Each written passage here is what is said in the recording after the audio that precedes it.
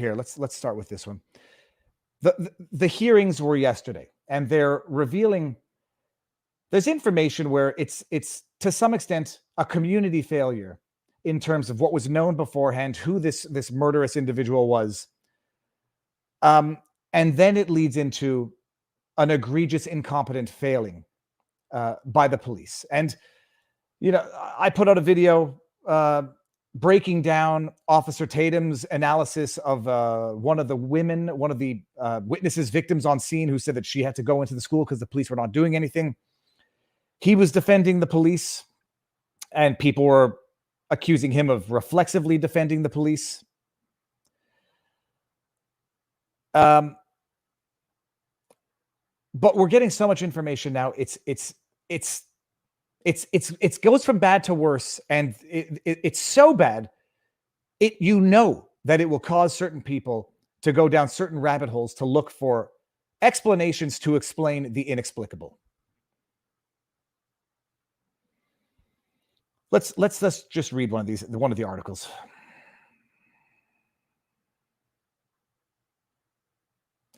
This is Texas Tribune.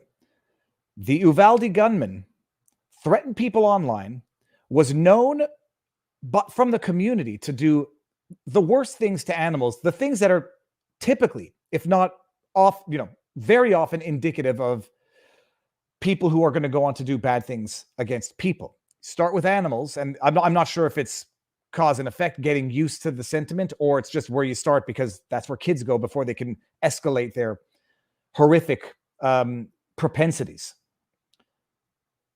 But this individual, and the name need not ever be mentioned, was known to harass people online, was known to be seen carrying a bag of deceased cats around town. And apparently this was or was not reported to authorities, and I think it wasn't. A failing of community, or it was, and nobody can do anything until they can do something. Here we go. But these threats hadn't been discovered by parents, friends, and teachers. They'd seen by strangers, many of whom had never met him and found him only through social. These are some of the messages online.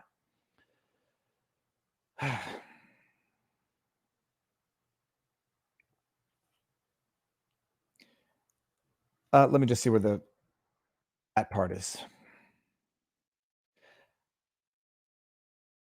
Posting images online, by the way, this is also what happened with that guy from Canada who posted videos online, had an entire community of people trying to find this individual. And the individual, sure as sugar, went on to do something terrible to a human, live streamed it. So a community failing in some sense. But then you get into a situation of the police failing. And this we can go into in a little bit more detail because it's just, there's no way to make it make sense. Whether or not the police waited outside for 45 minutes or 90 minutes, they waited outside for an extensive period of time while all of this went down. And it seems that some of them might have misled as to whether or not doors were locked. This is from Forbes, not from me, so take it from Forbes. Uvalde classroom door wasn't locked, and police didn't try to open it without a key. Texas law enforcement official testifies. The Texas Department of Public Safety Director Stephen McGraw issued a scathing assessment Tuesday of local law enforcement's response to the elementary school shooting. The door was not locked to a classroom where the suspect was holed up as officers spent crucial minutes searching for a key. They were searching for a key, apparently, allegedly, while they were fully armed, shielded, and not busting down that door. McGraw testified during a Texas Senate hearing. The door could not be locked from the inside, and there was no indication that officers even attempted to try to open the door while the suspected shooter, did what he did for however long he had to do it. Testified that local law enforcement had enough officers on scene to stop the shooter 3 minutes after he entered the building, calling the response an abject failure that was antithetical to active shooter protocols developed over the past 2 decades.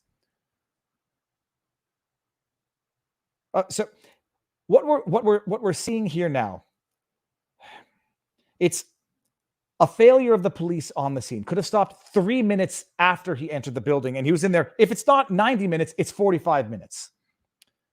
We're finding out that apparently the resource officer of Uvalde wasn't there or was off that day. We're finding out that the doors were not locking in the school, that they had no protection in the school, apparently despite the fact that some of the teachers were requesting this in the months leading up to this incident.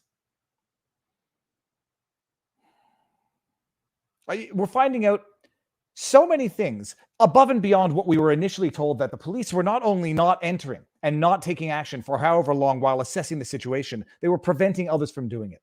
And the horror stories, the pure torture above and beyond all of the other horror stories here, the pure torture of those people who were physically restrained outside. And now we're finding it. And by the way, despite all of this, or even before all of this, you have Joe Biden unquestionably at this point in time supporting the police. Unquestionably, no need to look here, move away, nothing to see here. Let's go raise the school so that we can destroy whatever evidence there might be of inadequate safety protocol in the school. Let's trust the police this time. We want to defund them sometimes. We want to prosecute them to the fullest extent of the law. In other cases, politically motivated. Let's forget about it this time and guess whether or not that differential treatment is itself politically motivated. Let's see what other issues there were. Resource officer missing.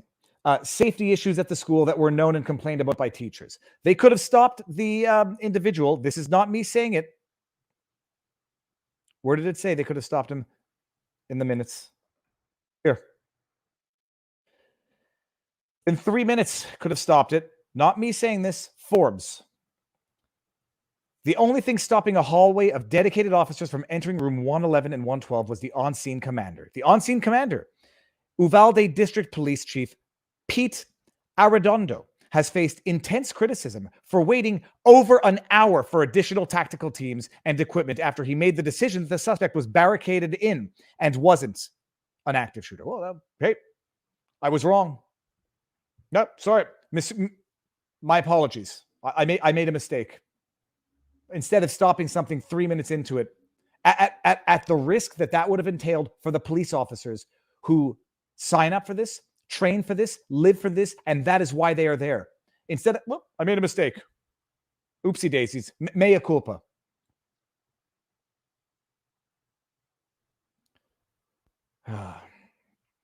McGraw revealed that the only radios that worked inside of the west portion of the school where officers were gathered belonged to U.S. Border Patrol agents, and that Arredondo didn't have his radio with him to begin with, but even if he did, McGraw said it wouldn't have worked.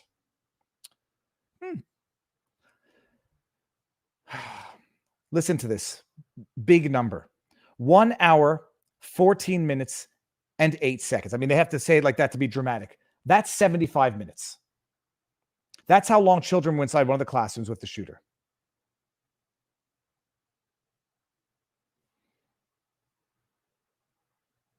Listen to this. McGraw said a hooligan tool that firefighters used to force open doors was available 8 minutes after police arrived on the scene, and that at least one ballistic shield arrived on the scene 19 minutes after the gunman entered the school.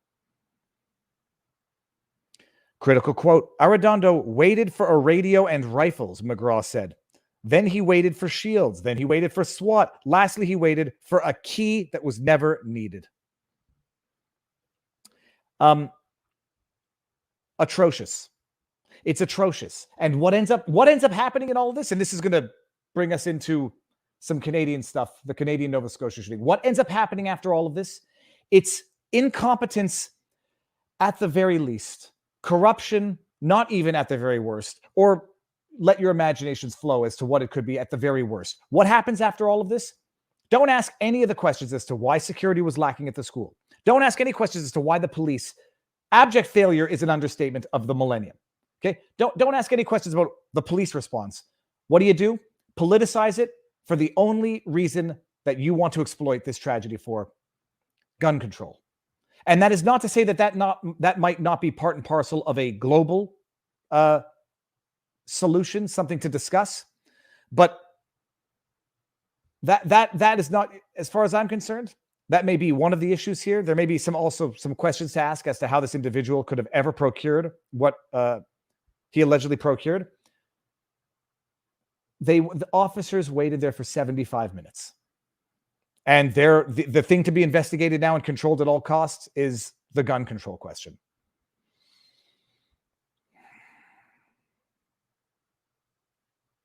Okay. Let's just get to some super chats. Last of the Mohicans actor and American Indian Russell Means said that the worst thing that happened to the Indian people of the U.S. are the Democrats. Last of the Mohicans is one of the most beautiful movies ever made as well. Music is the best music you're ever going to see in cinematic history. Right up there with Braveheart and, well, I think of something else. Okay, we've seen that.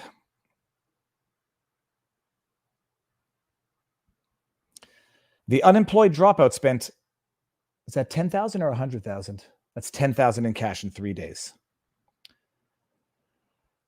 I do not believe Uvalde happened due to incompetence. And then Madame Von Kook, nice to see you again. Actually, I think it might have been a little while. You're going to have people who look at this and say that there's no other way. You can't explain it through incompetence. Incompetence doesn't last 75 minutes. I mean, you're going to have people believe this, and then you're going to have other people, the bad faith players in this, go look at the Madame Von Kooks and say, Madame Von Kook, that's a kooky theory. You're a conspiracy theorist. The solution has always only been one thing, and you trying to distract from that debate makes you part of the problem. That's how they're going to spin this.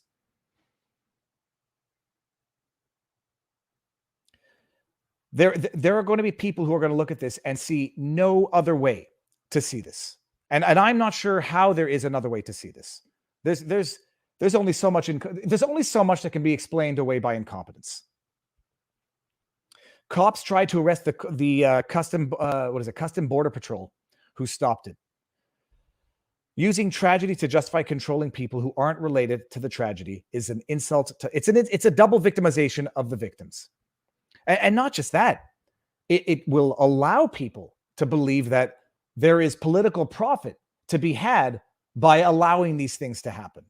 And I'm not suggesting that anyone allowed this to happen in a concerted, deliberate, conspiratorial sense, but they allowed it to happen in that they waited there for 75 minutes and allowed it to happen. And now they want to politically profit from their own, I think it's criminal decision to allow it to happen for 75 minutes. They want to politically profit off that by using it as a pretext to tackle another political issue. You cannot blame people for now thinking, for having certain thoughts about this.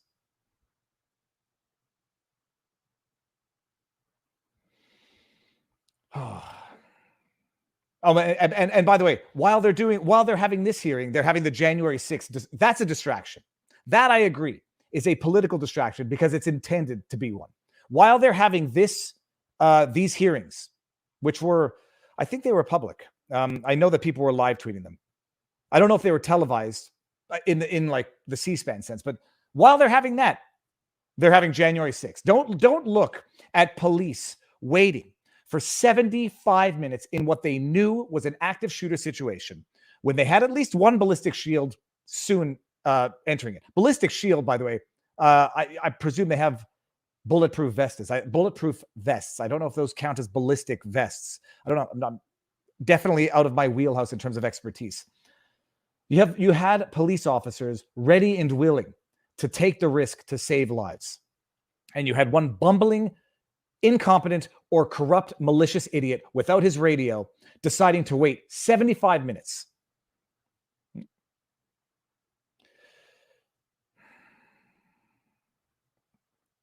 And then they're going to, and then take that and just set aside all of that. I mean, there are going to be hearings. There's going to be hearings in tandem with January 6th committee hearing distractions, in tandem with the strongest push to enact even more gun control laws, as if this resulted from an absence of existing law that probably could have or ought to have dealt with it. At this point, the DA needs to start investigating these police officers for criminal charges.